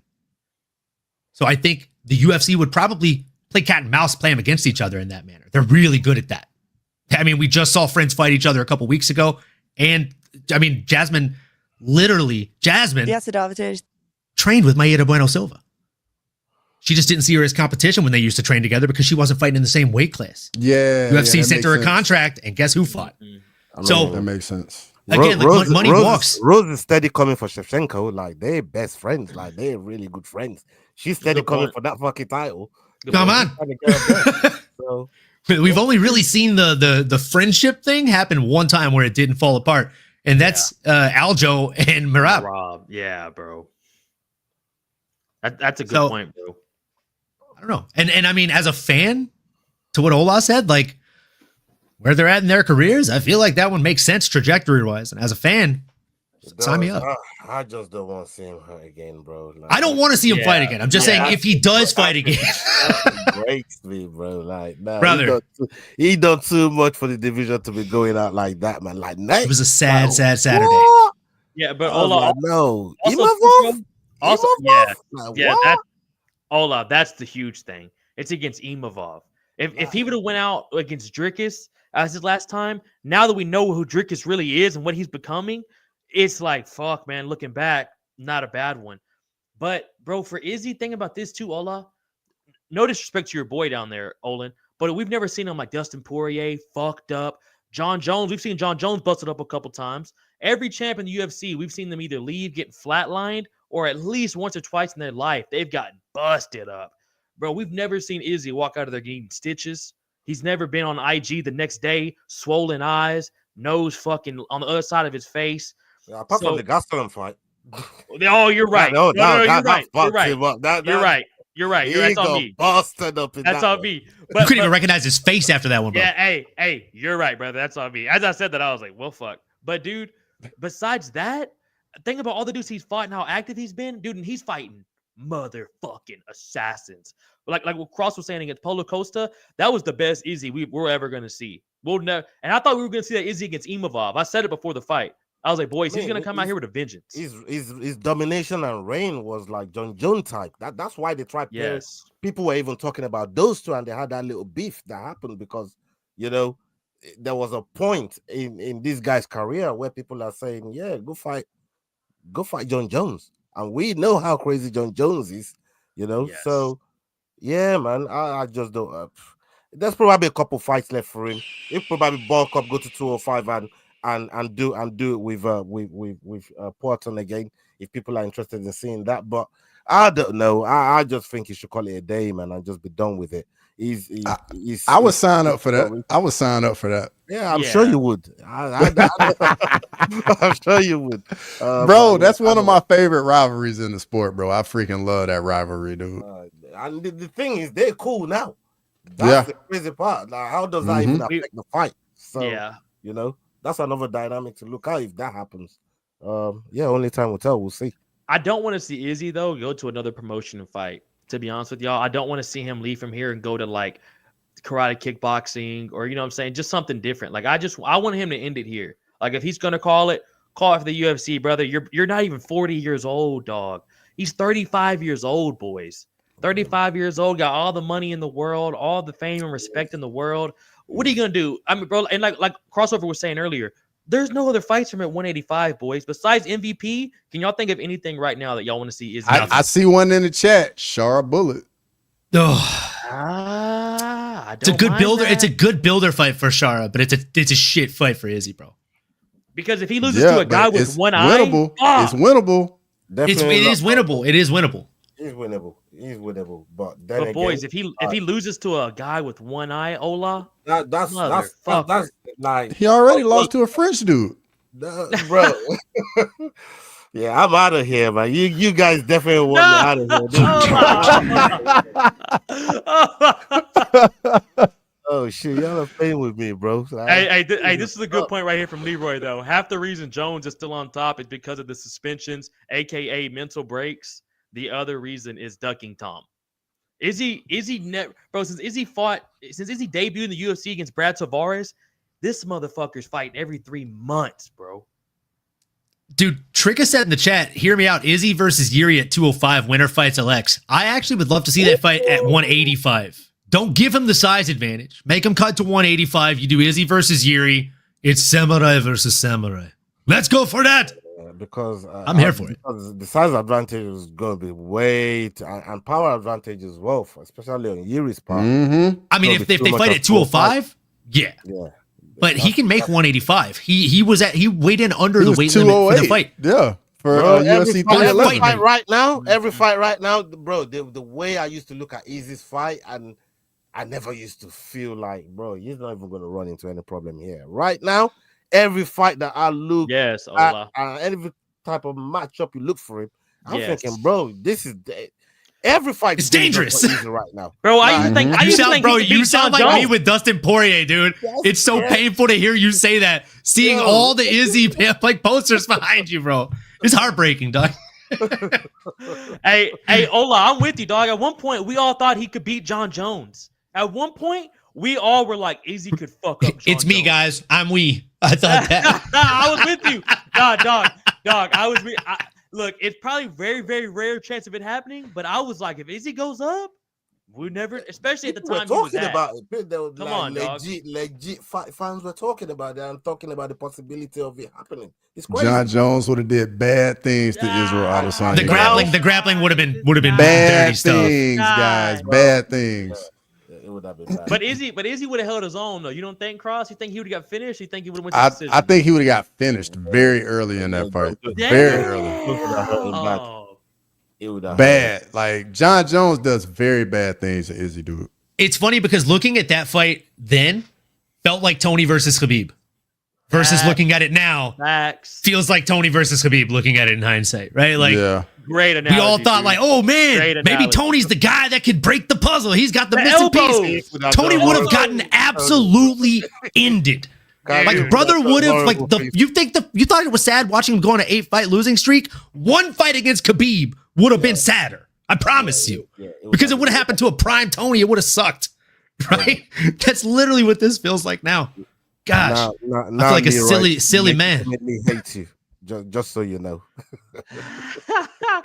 Would have been the same as Gunn, but faster. You saw that? Would have been the same as Gunn, but faster. Bro, Leroy is not wrong, bro. It would have been like a hot knife through butter, dog. Hey, and especially the size difference. Just seeing how, because Izzy, bro, can y'all imagine Izzy fighting heavyweights and just seeing what John's done to Stipe and fucking Surreal?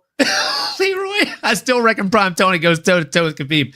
Is that what he Leroy, said? when did you start drinking today, my guy? What about this, boys? Well, we're not going to PFL. We're not going to PFL. Nah, no Sorry, PFL Trigger. for no Izzy. PFL, Trigger. Sorry, brother. We just At the risk of you unfollowing, I can't follow you down that path. Nah, Trigger's the real one, dog. Y'all talked about Izzy's legacy, and I totally agree. But what do you think about his best performance? Paulo Costa, brother. Paulo Costa. That's his best performance. His best win, though, is Alex, though. That's his best win. I think that's a good point. That's a good point, Cross. His best win is right here. Let me see. I think it was. Yeah, let's go. I mean, that was really good. That was a really good one. Yeah, bro. Great win. Let's go. The Alex win was bigger, though, dog. Beef with Australia and New Zealand, right? And to do that in Australia in their backyard and the way he did it. Come on, bro. Come on, dog. And everything that he put into that. Hey, Ola. The way he did it against Alex? From nosebleeds to nosebleeds, brother. From the nosebleeds to making nosebleeds, dog. Yo, everything about that brother. was crazy, bro. I love that fight. I'm telling you, bro, the Izzy rise, there'll never be nothing like that again, boys. Watching that and like, it's kind of sad. I'm not gonna lie to y'all, seeing where it is right now. But I like, as Ola just brought that memory back up in my brain. That's when he just came off of Gastelum. Just went to war with Gastelum, brother. Nobody was even giving this man a lot of respect. He was shit talking Rob. Rob didn't know what to do. Rob was shook. Rob went 10 rounds with Yoel Romero going. Come on, dog. Slept him in the second round, bro, with a step back, lean back hook, and fucking slept Rob. The celebration was wild too. Oh, the fucking machine guns. The celebration was wild. Come on, bro. We'll never see another Izzy again, bro. The last style bender, how weird he is. Like, we'll never see that again. Dude, I'm gonna throw out two vintage ones that I don't think are on anybody's radar. Just not to be different, but because these are the ones that I truly remember the most. Derek Brunson talking all this trash about. Let's go. Thank you. And then just getting absolutely obliterated. Like, he didn't get beat, guys. Like, Izzy made him look silly out there, boys. Like, he literally made him miss and he made him pay in the most beautiful way. That and the Rob Wilkinson one was disturbingly good. Bro, he was his debut. He was on the undercard of Yoel Romero versus Luke Rockhold at UFC 221. Yes, and as Gambit says, woo, he went out there and made a name for himself in the very first outing. Son, so I mean, like, you got to put some respect on those early day performances. And fans, if you're new to mixed martial arts, if you just got here to the party, maybe in the last 3-4 years, do us a favor and do yourselves a favor. Go online, get your friend's UFC Fight Pass login if you don't have your own, and go watch his old fights. Just vintage mixed martial arts. And he was a master of range and distance control. And it's Thank you, MTW. Thank you, Jax, man. Like that whole shit was crazy. Just think. I gotta be that guy. I gotta be that guy. Here we go. Here comes Cross Nurmagomedov. Are we just gonna forget the Yoel Romero fight, the Jared Cannonier fight, the Marvin Vettori fight? Are we just gonna forget these fights? Party pooper. I mean, you can't defend that many times and not have those sort of fights. And in Izzy's defense, when you're at the top, everyone preparing for you, right? And everyone he got gifted a decision in the Rob 2 fight. I'm just saying. I thought Whitaker won the second fight. I'm just saying. All right, yeah, maybe you got a little point there. You know what I mean? I'm gonna concede that because that was a little closer than what it was supposed to look like. Yeah, I'm gonna concede that. But when you look at his whole like catalog of fights, like it's crazy. And people that ain't seen it, like my man said, if you're new to the party and you just joined this MMA thing, go back and check out some of Izzy's fights, man. Right here, bro. Right here, Cross. Bro. Right here. This is what you need to see. Kelvin made Izzy look human, and it took years for people to exploit it again.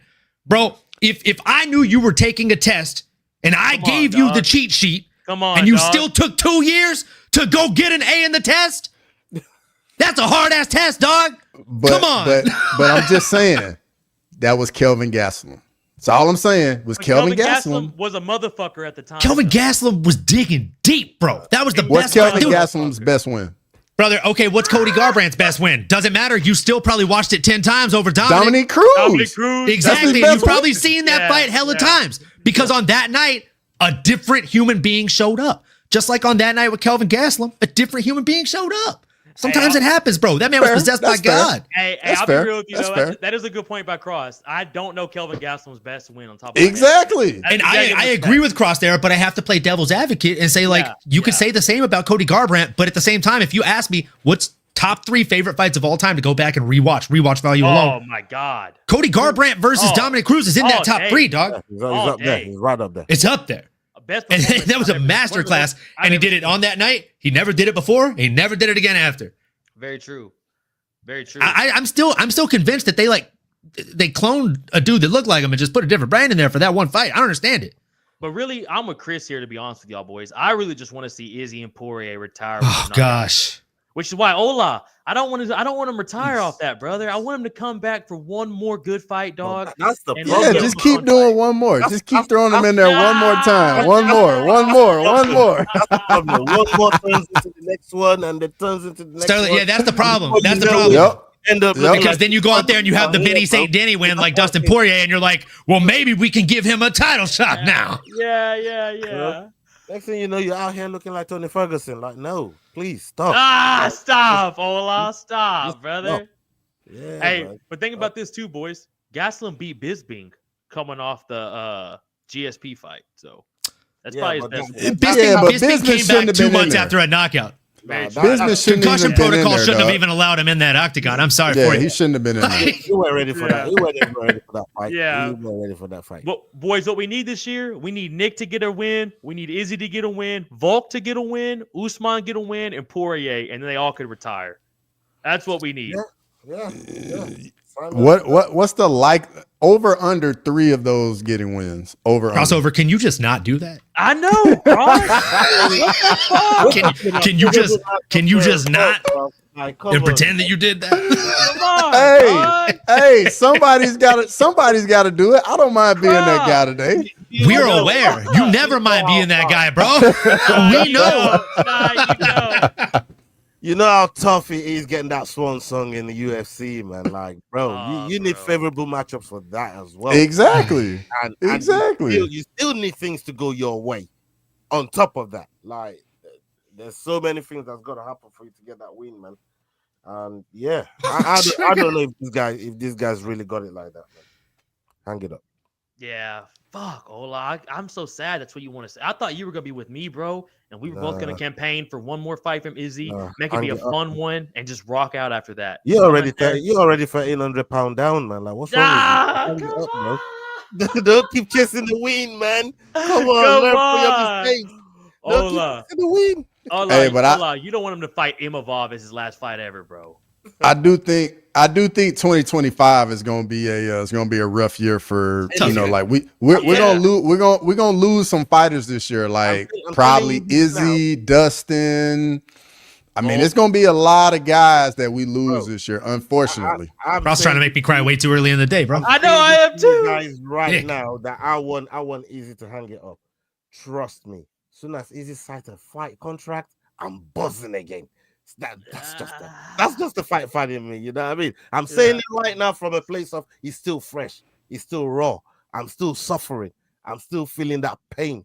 You know, but maybe ask me in a few months' time when Izzy fight. You know, signs another fight agreement, man. You know, I'll be all up for it, and I'll be watching it just like you guys. So yeah, but right now I'm just he's still raw, man. It's painful right now. Boys. Hey, I knew it was real when Ola just got up and just left the room. I my knew it was real, God. dog. I knew it was real. I knew it was real. that would hurt, bro. That would hurt. I swear to God, that would hurt. That reaction video was painful to watch. And that's the thing you mentioned across and Olin, you don't mind if he's a higher caliber of like a Poitin or a Drickerson that finished him, but like that guy, like bro, is this what we're losing to now?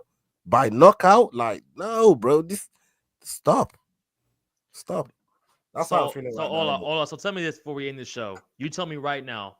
We do Izzy versus Yuri at 205. Izzy leaves the middleweight division. He goes to chase Chama at light heavyweight.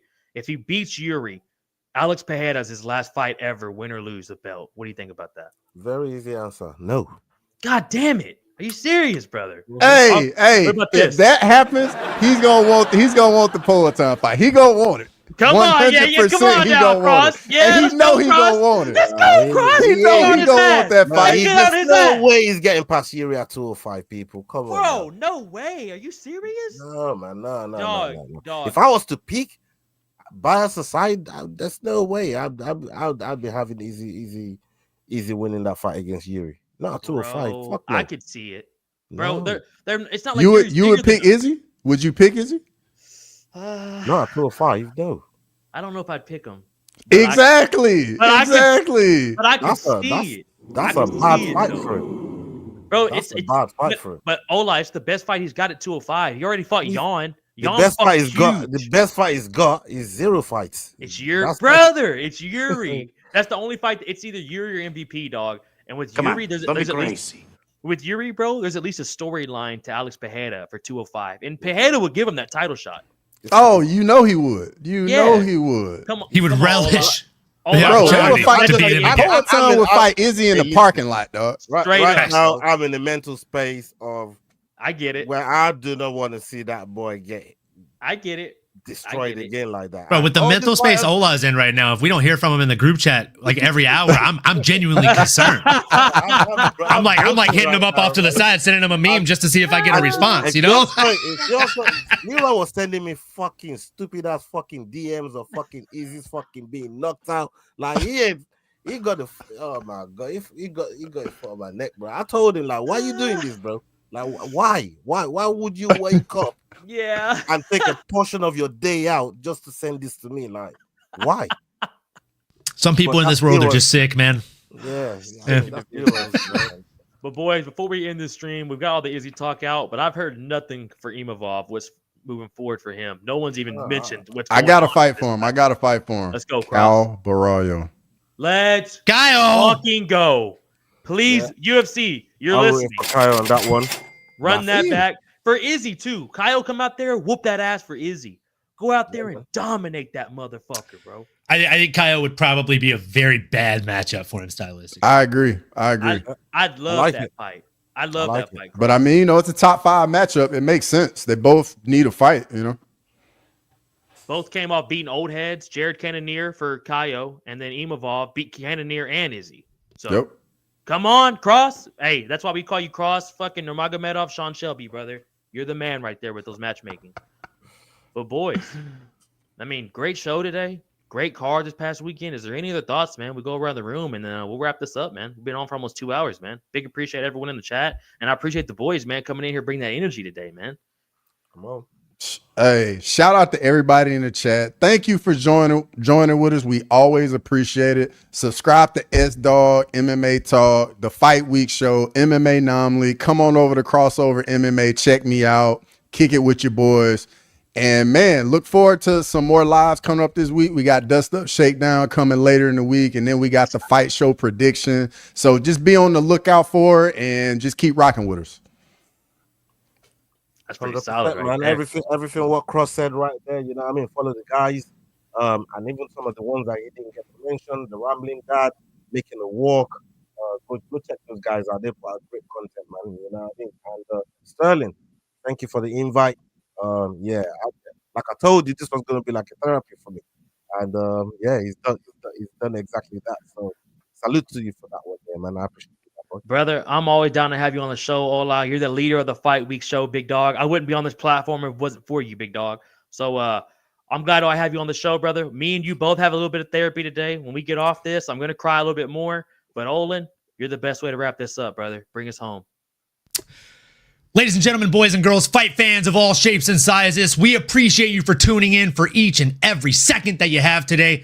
Whether you just joined or you've been here for the whole 1 hour and 45 minutes thus far, like, comment, subscribe, smash that bell for notifications. And if you're not already locked in, make sure you get locked in at S-Dogs MMA Talk, at the Fight Week Show, at the Rambling Dad, at Crossover MMA. And if you don't hate this mug or this voice, at MMA Anomaly on all platforms, folks. Keep on going, keep on growing, and keep enjoying the sport of mixed martial arts, folks. We're out of here, people.